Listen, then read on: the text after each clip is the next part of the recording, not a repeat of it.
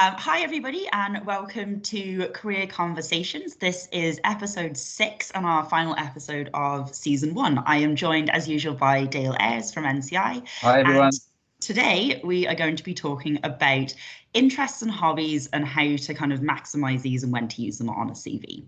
So we've got lots of places to start. So Dale, do you want to kick us off by just maybe talking a little bit about the general purpose of the CV and how interests and hobbies fit into that? Yeah, sure. So when you're writing out your CV, you're obviously trying to, your primary goal here is to get a job, isn't it? You're trying to explain to the person reading it why you are suitable for that position, why you're suitable for that company and the team that you're going into. Not always does that really need to have an explanation about what you do in your spare time, particularly if it's not interesting or it doesn't involve anything to do with what you're applying for, or just demonstrate that you're good with people or anything.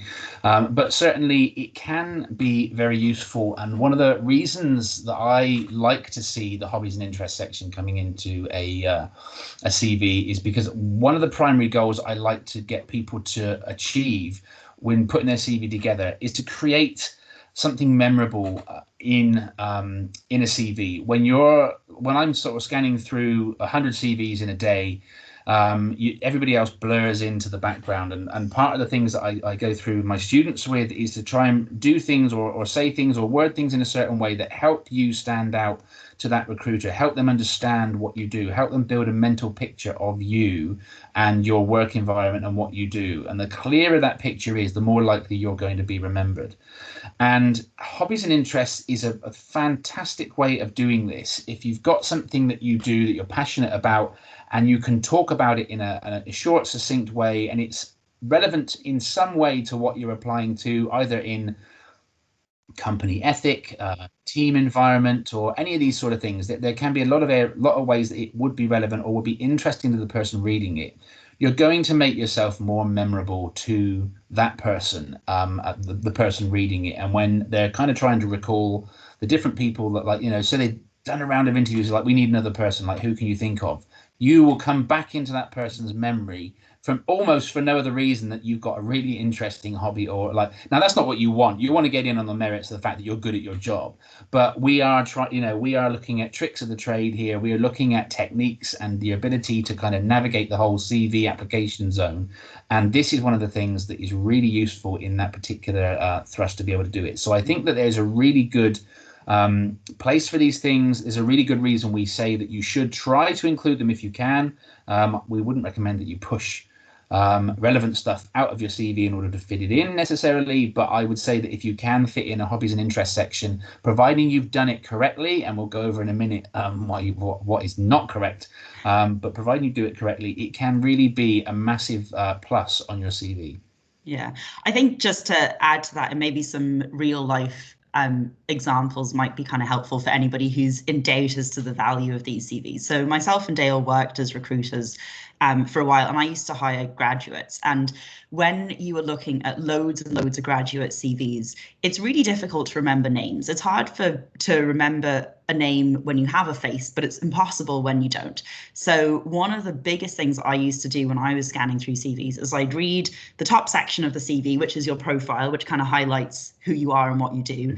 And then I would almost immediately scan down to the bottom to see the interest section to figure out, how do I remember who you are? Because if I was hiring marketing students, you've all done a marketing degree. Loads of people have done either an internship or a bit of work experience, but as Dale said, that's very blurry. But if I see something that I'm like, okay, actually, like Daniel who did the rowing, or Daniel who was went off. I actually had a guy who went off and did competitive show jumping in Sweden for a year, and that literally got him an interview, because we were like, the show jumping one who had all of the qualifications, and the CV was good, right? So don't get me wrong, it doesn't make up for a poor CV. The CV still has to be great, but it was something that we were like, that's interesting. We almost want to interview him to find out why on earth he went to Sweden to do show jumping. And that was for a performance marketing, like a digital marketing analyst role.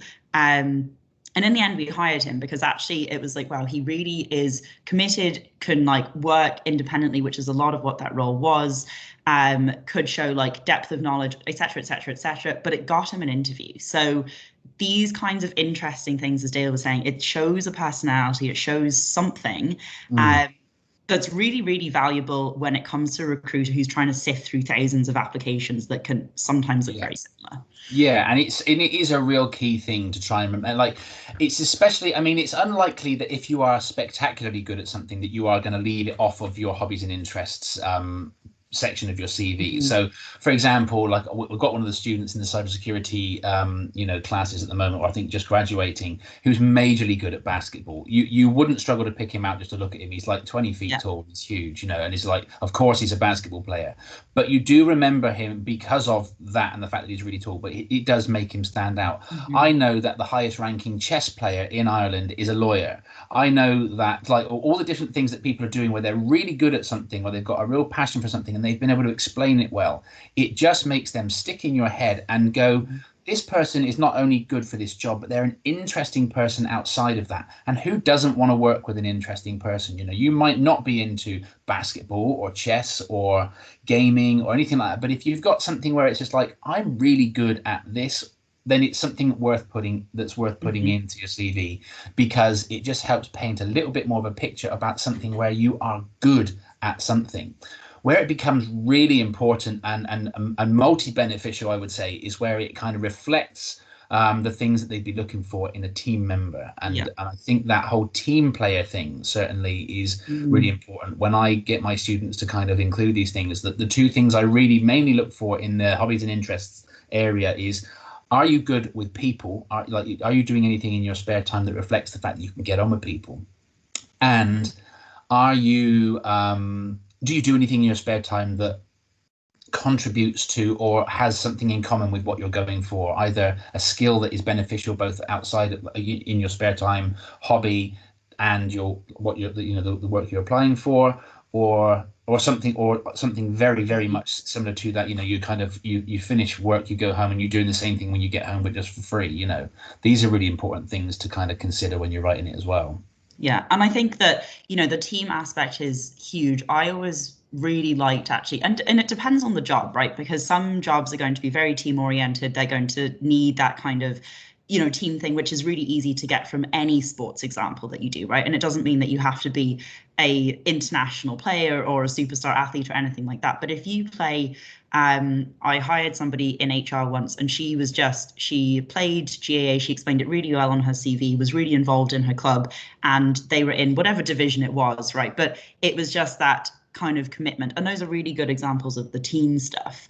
But the other thing that I do like to see is, if you have an interest, and maybe it is an individual interest, but if you've gone off and you've learned how to code yourself, or you've learned how to use software yourself, and you've actually taken some initiative to go and learn how to do something that you enjoy, and whether that's through taking courses or watching like hundreds of hours of YouTube videos, for certain roles, and maybe more analytical roles where you might have to do a lot more of that kind of independent research to figure out what the best solution is going to be, the fact that you've willingly spent hours of your time trying to solve a problem, Yeah. that can be a really, really valuable skill as well. But coming back to Dale's point, you need to think about, what is the role that you're applying for, and is that a skill set that they're likely to like in that context? As a Mm. general rule, the team stuff tends to be a very good way of demonstrating that you have those skills, because often in college you don't do necessarily a whole lot of teamwork. Some courses do, some don't.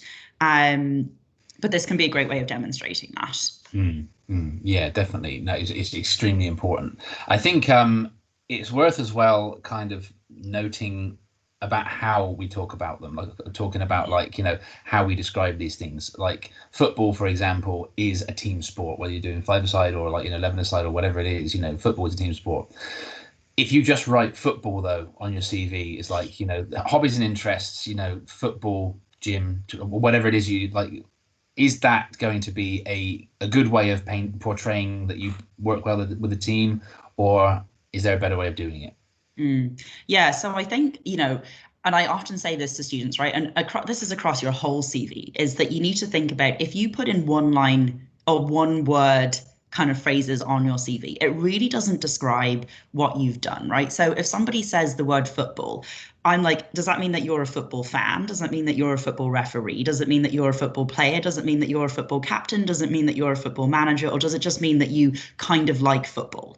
Yeah. And you happen to have one in your backyard and you sometimes kick around in a goal. Like the word football doesn't mean anything, actually, Yeah. right? And it's a little bit like when people say, oh, I worked in a customer service job and I like worked in a shop or something, and they just put customer service. And you're like, well, it doesn't mean anything.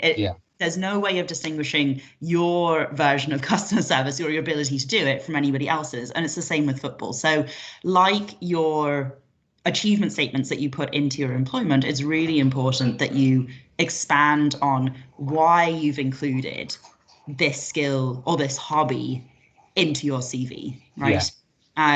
Because for different, it might be that you are the #1 football player and you've gotten all of these awards, or it could just be that you are a dedicated team member and you train 3 times a week, that you attend these matches, you do and you've been doing this for 5 or 6 years, right? So like that's a very different kind of portrayal of that skill, and what you've actually committed to it. Yeah, absolutely. And this is what I've seen both versions of, certainly just in the last couple of months in the CVs that I've been looking at.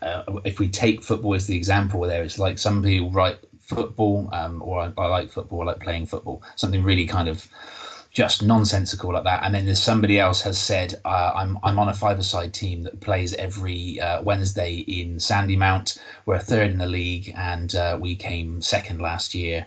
That suddenly is just like not too much extra, like it's only a little bit more extra information really, but straight away it tells me this person is, plays with a team, they're competitive, they are, devoted to doing something, even like maybe devoted is a bit of a wrong word, but they're interested in something. Like suddenly that person having football on their CV that means nothing to me suddenly means this is a person that has a hobby. And even if I don't like football, that person is now interesting to me and impressive to me, because they've talked about their achievements and how well they're trying and how hard they do it and how regular, like, well done you, because now suddenly you've come alive in my mind and you're somebody I want to speak to. And even if I don't talk to you about football, you suddenly become somebody that is a little bit more valuable to me than somebody else that just has the word on their CV. Yeah, and we've painted a picture again, right? So you can start to imagine, okay, so this person details that they go to college, and so you've got this idea of their day doing their college work, then they work this part-time job, and then on Wednesday evenings they go play soccer, and then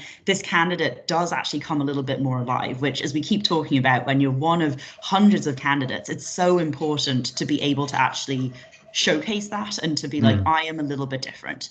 Yeah, so I do like that would be a great way of doing it. And I think just when you were saying that, one of the words that we really hate seeing on CVs, and I think we see this all the time, is socializing, right? I see Dale's head going down. So socializing is not a hobby, right? Yeah, it's something that birds do, and it's actually something that it would be a little bit worrying if it was not something that you enjoyed doing. So there's a very huge difference between an interest, a hobby, and a normal activity that people do. In Dale's example there of I play 5-a-side once a week with this particular group of friends who've been doing it for whatever, that is a great example of how you socialize, right? So you don't need to spell out socializing. You've already demonstrated how you socialize, and that is much more valuable than just saying socializing, which is one of those things that I get so annoyed when I would see that on a CV, and it was almost like detrimental to the application. Yeah, and this is something that's really important. I think that there are things that you can put in your hobbies and interests that really are detrimental to your application. Socializing is certainly one of them. One of the things that I notice a lot among people that either haven't tried with their hobbies and interests section, or that just paints a very, I want to say negative picture. Negative isn't necessarily the right picture, but it paints a picture that is not attractive, let's say. People that do the one-liners, and you read through the one-liners, and this basically paints the picture of somebody who's a loner, who doesn't interact with other people. So the typical thing would be like reading, gym, travel, socializing, and gaming. Now, socializing, you look at that and I think to myself immediately, socializing is not really a thing, but you've obviously just put it in there because you want to make yourself look like you interact with others well, and it has the opposite effect of kind of attracting somebody to learn more about you. If you are into gaming, that's brilliant, but like that is something that you can kind of use as a garnish at the end. You need something that's got a little bit more body to it. Reading, like gym, for example, is the one that I kind of, it's a really tricky one because, like, it's really good if you go to the gym, active body, active mind, you're looking after yourself, brilliant, well done, but that really doesn't tell me that you get on with anybody. Gym is full of loners with headphones on and getting on with their own thing. It's not a socializing environment really, unless there's somebody that you happen to nod to across the gym every so often. That's what it is. So the gym doesn't really do for you in a hobby what you think it might do for, or the same thing it does for you in your mind when you're writing it down.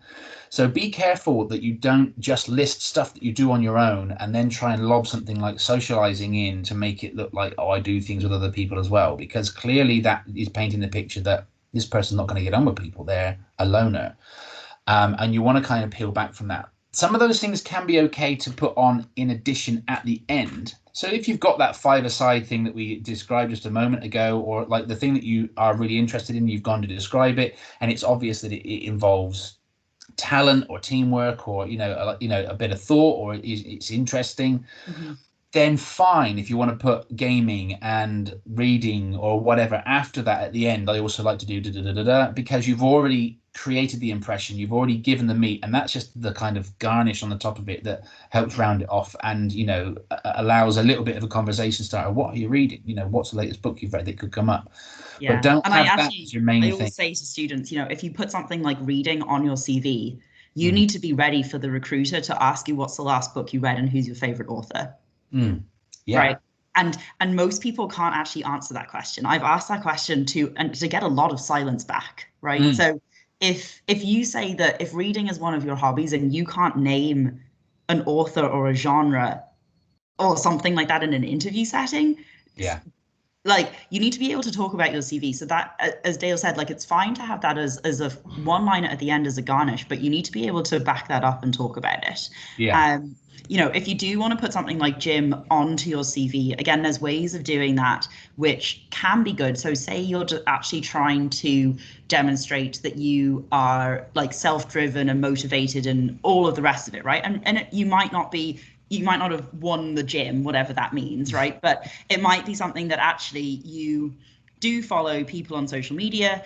You actually come up with like training plans that you create every single week that show progression, and it's something that you have heavily researched. And if you can talk about the fact that you go to the gym 3 to 5 times a week between cardio and strength work, you follow personal trainers on Instagram to create bespoke progressive workouts for yourself each week where you've seen an increase of this or that or the next thing. Yeah. Okay, it's an individual activity, but you are demonstrating a skill of planning and organizing and following through on some goals that you've set for yourself. So if that's what you want to do, then you need to put that down. If you just casually attend the gym every week, everybody should be casually running, gymming or something in a week. It's not really a hobby, right? Until you describe how you do it better and that it demonstrates some sort of competency. Yeah, absolutely. That I totally agree. I totally agree with that. And this is kind of how we end up building a picture of somebody that not only is interested in things, but it's also showing that you know how to communicate, and you're understanding the reader's need to understand about you. When you write things down in a manner that stops the reader from understanding a bit about you, or shows or displays a little bit like you don't really know how to attack this section or how to approach it, or what the reader is looking for, it can actually count badly against you. It can almost be better to not have a hobbies and interests section than to list the things that you do badly, and leave the reader kind of going, what is that? And that is something that is like you have experience of that, don't you, Jen? Like kind of looking at people's CVs, and it's just like, why have you finished it off, a good CV up until this point, and now it's bad because of this terrible end section. Yeah, yeah. And it's kind of just like, it's one of those things that oftentimes, so when, especially as a graduate, you'll submit a CV, well, anybody, right? And it goes to this HR department, and the HR recruiter or HR manager, whoever it is, right, is then they're not the ones necessarily making that final hiring decision, right? They might do like a phone call with you or something like that, but ultimately they're passing on your CV to the hiring manager. So this recruiter, whether it's an agency, so like yourself, Dale, or whether it's an in-house recruiter, they have this responsibility within the company to be passing on CVs that look good to their managers. And actually, if you pass on a CV, right, which is like kind of good and then just has this crappy kind of ending to it, it's a little bit like, God, it was quite good, except that they just like spent like 7 lines individually listing social media, sports, reading, socializing, cinema, and you're like, oh my goodness, that took 8 lines. I almost want to go back and edit the CV, get rid of that, because it's actually a little bit embarrassing to send that on to a manager, because I'm not sure that they're going to read that and be as impressed by that CV anymore, because it looks a little bit childish. Yeah, you can picture somebody's face kind of going from a smile and then the smile dropping off when they get the end and going kind of confused, and it's just like, we were doing well up until this bit, and now I'm not sure that you're the right person for this, because you obviously don't get. And as well, if it's in such stark contrast as well, like I'm not saying that you need to put the same amount of time and effort into the hobbies and interests section as you do into your profile section and your work experience section. Obviously, that's the meat of what we're looking at, and that is where the time does need to be spent.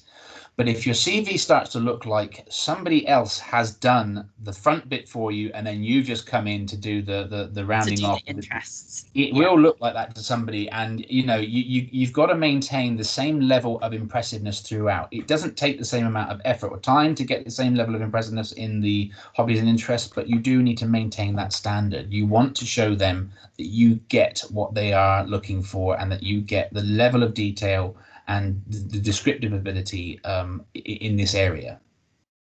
Yeah, absolutely. And I think, one of the things that we always tell students to do with their CVs, right, is to make the CVs bespoke to the job that they're applying for. And that doesn't mean rewriting a full CV every single job that you want to go for, but it does mean going through your profile and tailoring it a little bit, maybe thinking about, what is the job spec asking, and do my work examples actually reflect that? Am I using the right terminology? Do I need to maybe cut out a couple of examples and add a couple more in that are a little bit more relevant?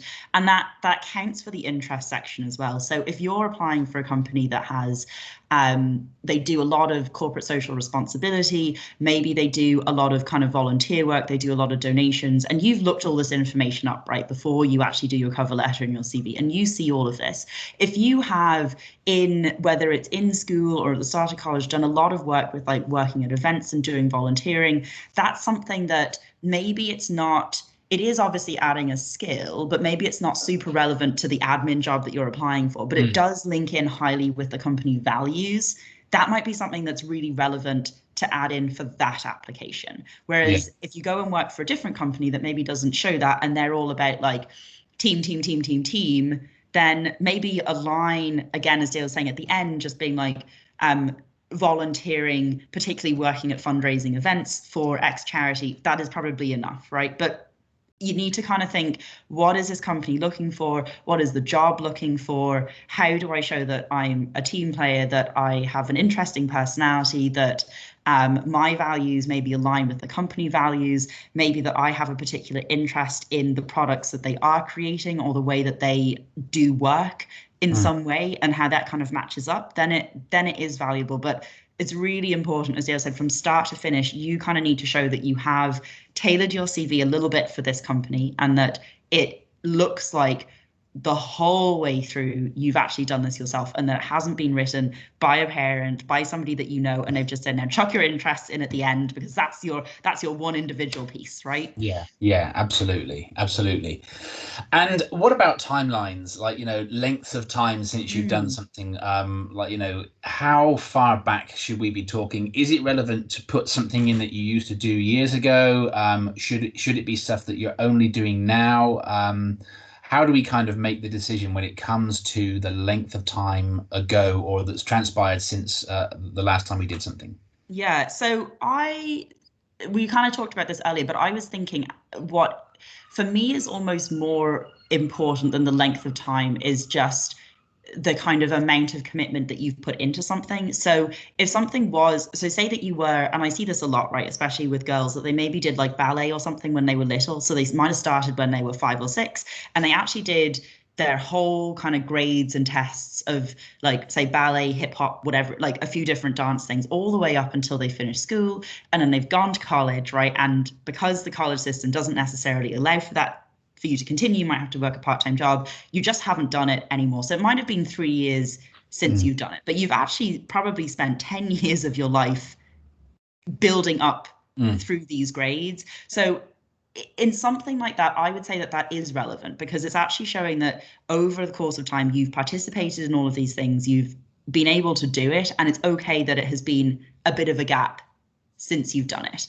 Yeah. If what you want to list is volunteering, and your example is in fourth year transition year, I volunteered on this one day at this one event. Yeah. To me, that's kind of like, well, is that something that everyone in transition year had to do? Mm.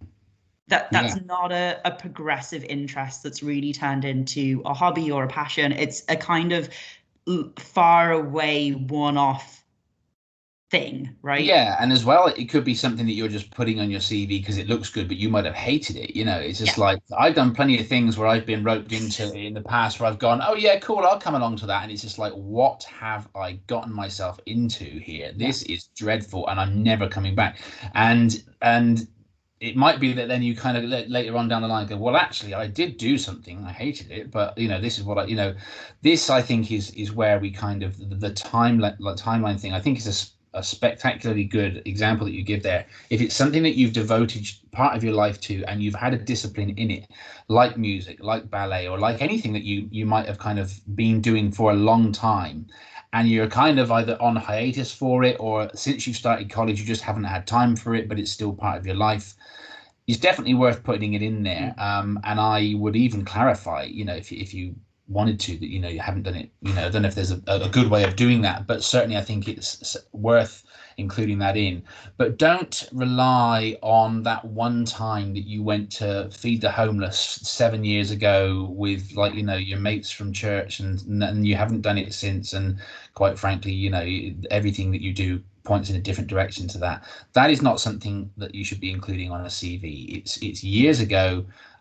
It's a one-off, and you really got not much more to say about it than that. And if you were questioned on it, you'd end up wriggling in your chair. Yeah. And I think, something that I always talk about with students around, especially when students don't get jobs, I suppose, right, is that getting a job is a two-way fit. So it's not just you wanting to work for the organization, it's the organization wanting you. And it's that fit of being like, is this person going to be successful in our culture, in our X, Y, and Z? And if you kind of start putting things on your CV that demonstrate a fleeting interest or an activity that you did this one time, which kind of leads to give an impression that is not really true to you, and then you end up in a role that isn't really a good fit for you. The problem is that in the end of the day, the company is going to be fine. They're just going to hire another person. The problem is that for you, you're going to end up leaving that job because it isn't a good experience. And then you've actually just had a really big setback personally. So Mm.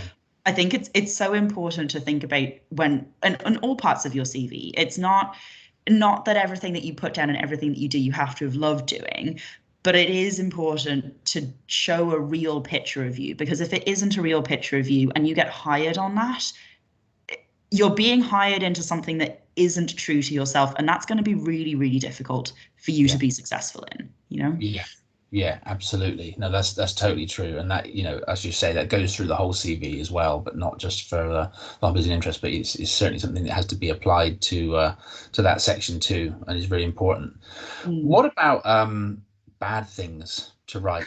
Bad things. Are there bad things that we shouldn't be telling people about that we do as a hobby or an interest?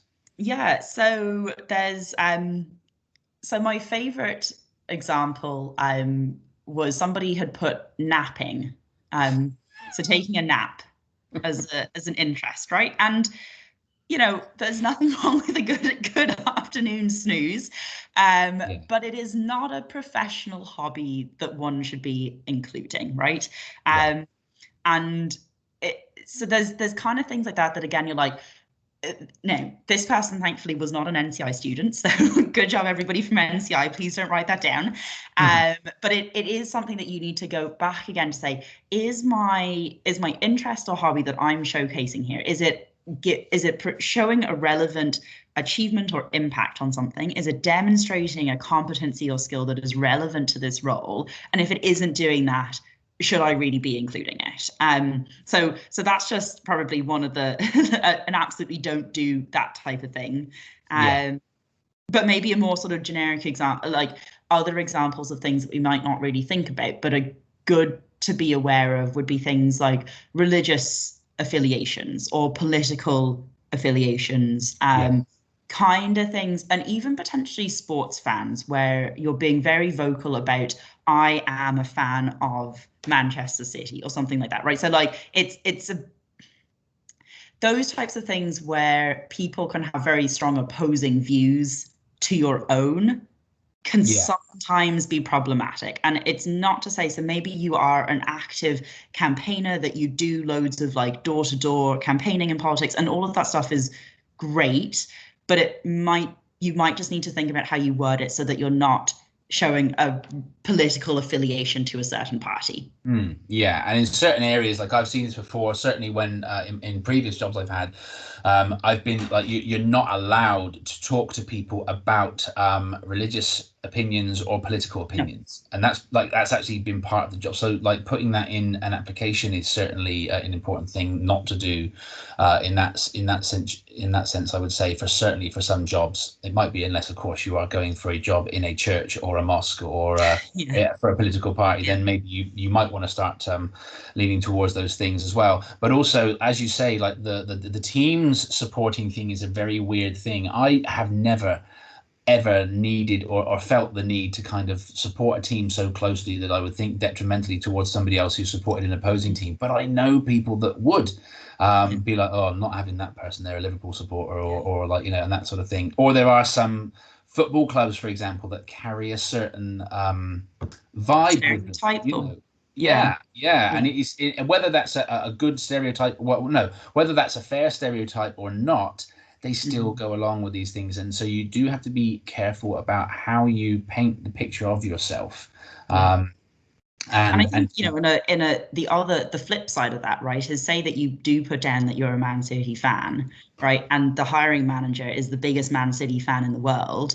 And it turns out that they literally just want to hire you because you're also a Man City fan, but you're actually not really qualified for the job, right? We get back into that problem yeah, of things like that. People are human, and HR professionals are trained about what they are allowed to ask in interviews, what they're not allowed to ask in interviews, which applies to politics and religion, and all of those things. But managers get excited, and they aren't necessarily trained on biases, and things like that can just be, I think, difficult and unfair. So it's kind of better if you just leave that off. And again, I would ask the question, right? If you are the biggest, like, whatever, Liverpool fan in the world or whatever it is, how is that showing value to the job that you're applying for? yeah, yeah, absolutely, Okay, yeah. okay, you are a fan, but what is it that you do about that is got any skills or any relevance to the job? So Yeah. why are we including it in the first And place? I've seen this. I questioned somebody on the fact that they were a supporter, and I was really interested to know more. And I thought it was very good to kind of, I think, were they a gas supporter or something? I can't remember what it was, but they were certainly very much underlining the fact that they didn't play the sport, but they went along to the matches very frequently and supported the match. And I thought that's really interesting. Talk to me a little bit more about it. And then as it transpired, it's like, okay, right, try and bring out a little bit more of relevance to it. And they were like, I am what I am. This is what I like. And it was just like, oh, okay, right. Well, that's probably not what we're looking for in this sense. You've got to understand, if you're putting this in, you want to bring the relevance out and the Yeah. suitability of this thing, bring it out for the job that you're applying for. not just lob it in there because it is what it is, and you are what you are, you know. So I think that's something that is really kind of important, I'd say. Definitely.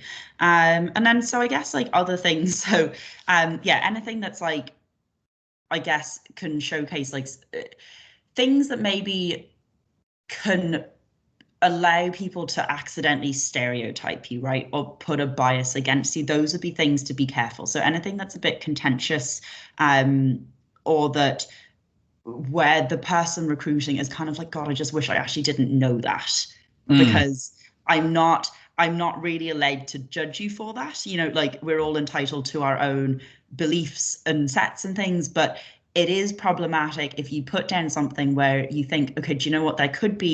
Uh, there could be bias here, and I'm making it very difficult for the people who are going through this hiring process not to have a stereotype bias or an opinion. You know, a very obvious example in America is that people like to um, go like hunting and fishing is really yeah, popular over there in certain states in particular. Um, and a very contentious interest could be just simply the word shooting, right? yeah, So that's something that like, and that's a very a sort of aggressive example, I suppose, but it's just to think that like, is that something that everyone is on board with? Right? Is that a good thing to put in a CV? What, you know, like, so it's just thinking, is this something that maybe is going to cause a little bit of uncomfortableness that actually the recruiters would really just rather not deal with? yeah. Controversy is not something to be avoided in the pub, or like, you know, talking with Yeah. friends. You're allowed to kind of have your ideas and go, actually, I think something different to this, as odd as it may be. This is what I think. There's nothing wrong with that. But the CV is not the place to Mm, bring that particular viewpoint to light. You know, a bit of self-awareness to know, and we've all probably got them. I probably have more than most in fairness, but like, we've all got these ideas where it's like, I actually don't agree with the yeah. public, or the, you know, the socially acceptable idea surrounding this particular thought or this particular subject area, and it's okay to have those things, but the CV is not the place to Mm, start talking about that. Usually, anyway. You know, that is it. Maybe if you've got funny ideas on how a technology should work, or like, you know, then, and you can showcase it in a decent way, and that's part of your hobby. Okay, fine. yeah. If you're going to use, you know, some sort of technology for some really weird thing, that could help you. But we're talking about generally obvious things that you should be self-aware enough to go, I'm not going to talk about this in a CV, even though it's a passion of mine. And I, you know, I will speak my mind on it, but the CV sometimes is not, well, a lot of the time It's is not the not place the place. for Yeah. those weird ideas that you've got. Yeah. And that's something to be that is something very, very important to make a note of. Yeah. And I think on that idea of stereotypes as well, and this is we've kind of touched on this already, is this idea of listing one word hobbies, right? Mm. Because every hobby has a stereotype. So if I say on mine yoga and meditation, immediately, right? Dale's laughing, but he immediately has an impression Yeah, of the type of person that I am, right? And I'm not good at meditation, but I actually practice yoga quite a lot. But I practice yoga as part of a sport that I play very competitively. So me just saying yoga probably gives an impression of something which is partly true, but maybe isn't completely true of me, right? yeah, So if you and this is I think why I'm so against one word hobbies is because all one word hobbies have a stereotype attached to them. If you mm, say GAA or soccer, right, we immediately get two different images of the type of yeah, person that you might be, right? yeah. Whether we want to or not. Mm. But I think when you put the detail around how you contribute to that, if you say soccer team player training 5 times a week or GAA player team player playing 5 times a week, we just focus on the amount of dedication, not so much on the sport. And I think that those details help to remove those stereotypes because you're actually explaining what it is that you do in that context and how you've developed skills or teamwork or whatever it is. Yeah, Uh, so yeah, I'm like, I don't like one words because I think that they allow people to make assumptions. And like Dale said earlier, with the like, if you have things like gaming and reading that sound like loner activities, but maybe you read and you are part of 4 different book clubs, that's not a loner activity anymore, because you probably meet up 4 times a month with different groups of people. If you game, but you do it, Rocket League's the one that everyone's playing at the minute, right? So you're doing Rocket League, but Rocket League you often do in a team sense. You maybe do tournaments with a certain number of people and you do the voice calling while you're doing it. That actually can be quite a social interaction. Or you play board games, but you do it with lots of different people. It shows problem solving and socializing, but it's that type of stuff that really needs to be explained rather than just one worded. Yeah. No, that's absolutely true. How about the amount of space that somebody's going to use up in a CV for this? Should it all come under the one category? Should there be kind of interests and achievements or hobbies? Like what would you say is the best way to kind of set this out on your page? So I do like categories of things. I think it's easier to understand. And I think if you have like maybe two kind of categories of interests or hobbies, I'd say that's good. So say a lot of people might have like volunteering, right? So you might have volunteering as you have interests and hobbies, and you've got volunteering, and then maybe you've got 2 bullet points underneath about the volunteering experiences and contributions that you've made. But and maybe they're for different organizations, or one's an event thing and one's a kind of, a continuous support thing or something like that. But I do quite like them within categories. I think, if you said that you like going to the gym, you like running, you play soccer, I'm like, the category is soccer, right? Yeah. And you do your running in your gym to contribute to your soccer performance, right? So kind of group them together because it paints an easier picture. And if I'm scanning, it lets me choose how much I want to read, I think. Yeah. But I'd say it's a small portion unless what you've done outside of your like kind of education or work experience is significantly contributing to the job that you're going for.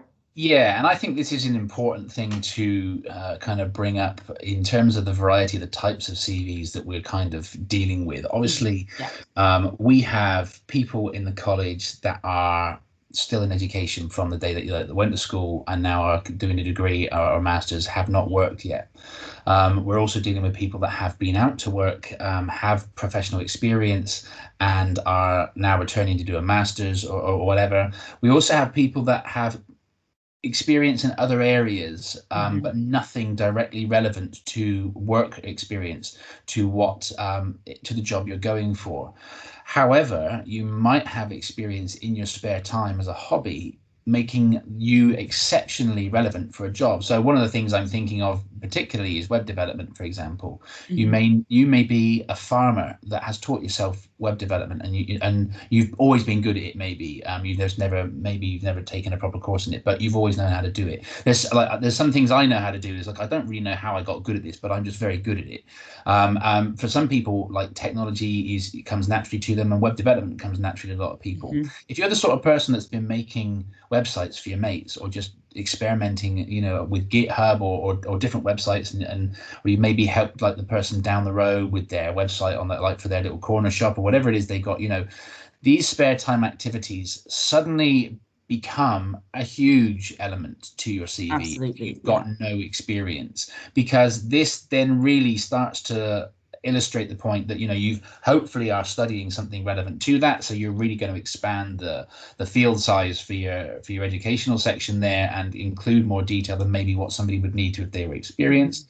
But certainly if you've got the hobbies that tie into this area, then this is something where you are going to want to expand on this, and make that section bigger than would be if you had the relevant experience. Yeah, absolutely. And I think, you have to think as well when you're applying for a job, you have to be a little bit forward thinking when you write your CV and say, okay, so this job, maybe it's something that you're either changing paths, or you've only done college really, and you're thinking, okay, so in an interview, they're probably going to ask me about teamwork, they're probably going to ask me about this, and actually my best examples are from some of my interests, right? And if that's going to be the case, then it's probably important to mention those interests on the CV. And it's much more acceptable for you if you don't have that work experience. When it comes to an interview, if you've got work experience, probably the best thing to do is try and get all your examples from it. But if they can see on your CV that you haven't worked, it's quite likely that you're not going to have all of these examples coming from your class. Yeah, absolutely. Yeah. And some examples of, we talked about leadership the other week, but some examples of leadership, if you've captained a sports team, that's probably the most obvious example of leadership, and probably the best example where you're going to be able to talk about a challenge that you had with somebody else being unhappy about something or having to motivate people. That it's probably a much better example than the time that you worked on a college project where somebody you couldn't get in touch with them and it was really like everyone's had that example, right? Whereas a very definitive example of how you had to motivate 30 players on your team to do something, that's probably a much stronger example. So in that case, that's kind of worth putting in there, I think, and if you've had any, I see a lot of students who, secretaries or treasurers of their clubs in college, all of those things, that's probably where you're going to get a lot more of those communication or administration or Excel skills through those types of hobbies than you might do through your college or your job in a shop, right? So in those cases, I think that those are really important to put down because they are probably going to be things that if you're sitting in a pinch in an interview situation, trying to think of a work example, it's probably going to be easier to come up with a hobby example in relation to them. Yeah, absolutely, absolutely. And the it's coming to my mind there. Just one of the times I was speaking with, I'm fairly sure it was Deloitte. It was one of the big four. I'm certain, actually, it was Deloitte that I was speaking with, and they were talking about this whole area. They'd actually declined to hire somebody that I'd put forward to them who seemed really good for the job for me. And I said, like, I'm a bit confused that you don't want to go ahead with this. Like, what is the reason behind it? And they said, we see no evidence in their spare time activity that they would be suitable for this team, for our team. We see nothing of self-improvement. We see no passion for technology. We see no real kind of willingness or outgoing effort to kind of push yourself and become better. We don't see any of this in their CV. So while their academics are good and they've got a little bit of experience in this area, we're going to say no because the personal life side of things and the interests that we've kind of come up against here do not align with what we're looking for a person with this team. Yeah. And I think a lot of companies think that. I think, when I was recruiting as well, one of the things that we sometimes talked about with the managers is that it is so important to have something outside of work that you can go to and are passionate about. Work is 35 to 40 hours of your week. It's not, it feels like a huge amount of your week, but actually it isn't for the number of hours that you're awake, right? So, and if work and it's a stressful job becomes the only thing in your life that you're doing, everyone knows that that's just going to lead to burnout. So sometimes people that show, firstly, that they can manage multiple things, right? That they can go to college and do something else.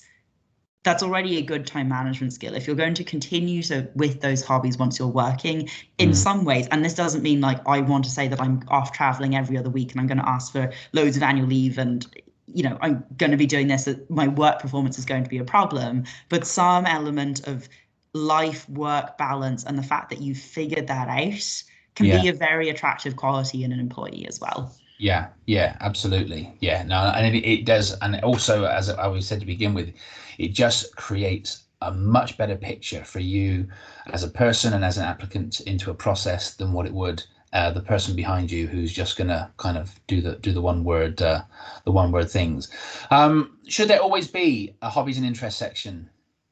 No, I don't think so. I think that if you are applying to a role and you have got a full 2 pages of really good experience and your hobbies are interesting but don't necessarily add a whole lot to what you've done, and then I would say that you don't need to do them. Some people actually have really interesting work histories and career histories. So in some ways, we've talked about interests and hobbies being the thing that makes you memorable, but I think that that's more in the context of fresh undergraduates who will have like similar kind of, shop, restaurant, education experience, right? But when you've actually gone through a good few jobs, and I would say this more often to my career changes, is that oftentimes what your work experience is, you've done something interesting in your role, or you've done some interesting types of courses that can be enough if you frame it well in your profile, to get you over the edge. And sometimes,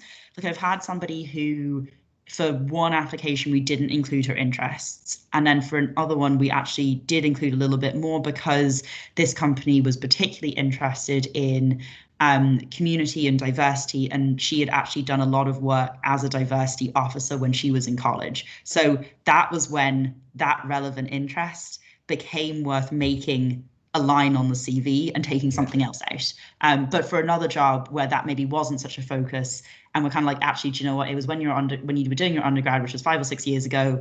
It was great, but we kind of got all this other stuff. It's not really that important, but it was something that was great to add in when it was relevant to the role. Yeah, certainly. And I think that is kind of the balancer, isn't it? It's just like, if you're pushing stuff off of your CV that is better for that job than what your hobbies and interests, than the picture that your hobbies and interests will paint of you, then probably you should go with your experience there and whatever that is. If it's the case though that you've got the work history and you're kind of down to the element of, I'm just listing, like, job specifications and role responsibilities here, and that's what's taken up my 2 pages.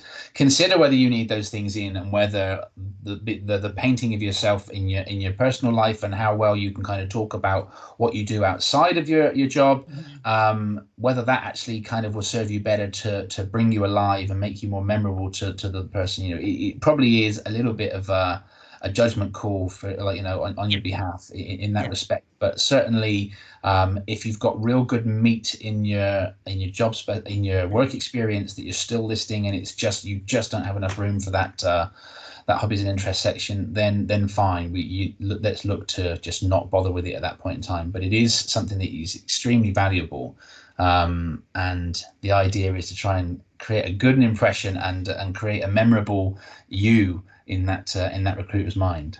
Yeah, absolutely. And I think, if you have an unusual hobby, that's almost always a good thing to put in, right? So if you do, I had a student once who she did, like, can't remember what it's called, like horseback archery, basically, which sounds mad, but you basically ride a horse and then are somehow supposed to shoot an arrow into a target. How did she turn up to the interview? That's what I want to know. On horseback. But that's kind of an example where she could have just put in horseback archery and I would have been like, what on earth? I almost want to give you a phone interview just to find out what that is and how you compete at it. And is this a thing that you train for? Is there a team? How many people have you killed? What is the accident rate?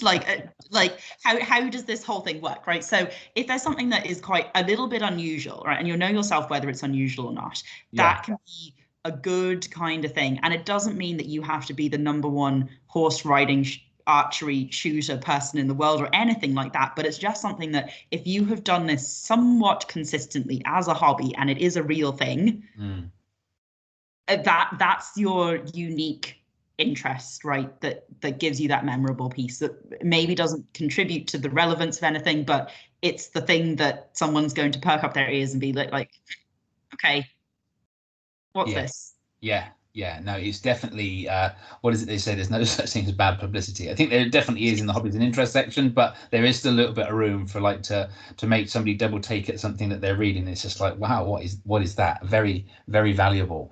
And one of the things I just wanted to mention is be careful when you're including hobbies and interests about things that can be readily and easily checked out by the person reading it and coming unstuck that way. I've seen several times people have said, oh, I keep a blog. I do a blog on food or something like that. And it's just like, oh, that's interesting. So the first thing I do is click on their link to their blog, and it hasn't been updated for over a decade. And it's just like, right, okay. This is a waste of time, and also it says something else about you. The fact that you're still including this as now we've already touched on this whole, if you put a lot of time into it and it's come up to this, then you'd probably be better off to say, I'm really into food. I used to do a blog, and that's how much into food I am. It doesn't then kind of detract from what you're saying. It enhances it, but certainly if you say, use a time frame, right, and use the past tense and say exactly like your job spec, did this, achieved this, wrote a blog over a 5-year period, from da da da, and then when you click on the link, you're expecting it to not be updated, and that's fine, you know. Yeah. So that is something. And the other thing is as well, websites. Get yourself if you're giving links to websites you created for somebody, make sure they work. Make sure that the links are right. Make sure that the websites are still up and running and that they're doing well. And if there's an issue on them that you can see, just have a quick surf through to make sure everything is as it should be. And if it's not, quickly fix it before you obviously send that off, if you're going to include that in there. But yeah, just be careful about putting things in that aren't that are easily sort of like checkable, and make sure that if somebody does that, it's going to work for you. Yeah. Okay, perfect. Well, I think we've covered pretty much everything. Maybe what's the sort of like main takeaways that you might give students when they're thinking about including hobbies and interests in their CV? Yeah, I'd say my main takeaways are avoid the one word hobbies, unless you've got something really good that you've explained. Like, don't put the one words things like hobby, like reading or gym or whatever, unless that is the kind of end of what you're kind of rounding it off. Make sure that you give a good picture of frequency, level of involvement, and a good picture of what it is, and also think about how that relates to the jobs or like the things that you're applying for. It could be that generically you're applying for jobs that are on teams. If you're on cybersecurity, for example, in my classes, you could all be applying to SOCs, or you could be applying stuff where you're certainly in areas where you need to be able to work with other people. So you might have that same example come up for every job that you apply for, which is absolutely fine. But yeah, make sure you've got some meat and descriptiveness and help that person understand where you are. Don't use one word hobby names unless it's, as I've said, at the end. And yeah, that's about it, I'd say. Yeah, perfect. Okay. Well, I think that's loads. I think, for me, the main thing about hobbies and interests is that interests need to be interesting, and they need to showcase a relevant skill or qualification, or they need to demonstrate some unique aspect of your personality. If they're not really doing those things, then I think, ask yourself the questions as to whether you should be including it. Yeah, perfect. Okay, great. Well, I think that's us then, is it? I think. Yes, I think so. So yeah, so that was our last episode of the first series of career conversation. So we are hoping to come back with a series 2, which will be in a slightly different format. But yeah, thank you so much. And if you have any ideas or suggestions for topics, we'd love to take them. Thanks ever so much, everyone, and thank you very much, Jen. Thanks, Dale. Bye. Bye.